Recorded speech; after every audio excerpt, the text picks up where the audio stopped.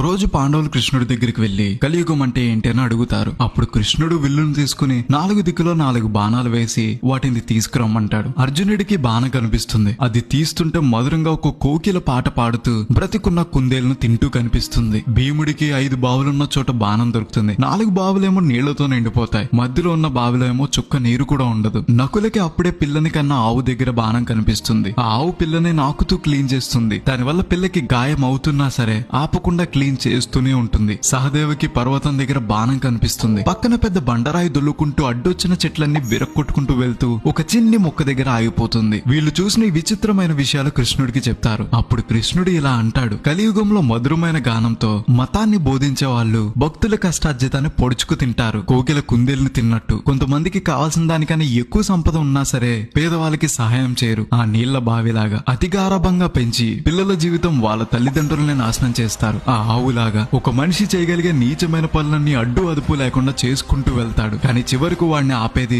ఆ దేవుడే. ఆ చిన్ని మొక్కలాగా దీనినే కలియుగం అంటారని చెప్తాడు. ఇలాంటి మరిన్ని వీడియోస్ కోసం గోదా స్టేషన్ ని ఫాలో అవ్వాలి మరి.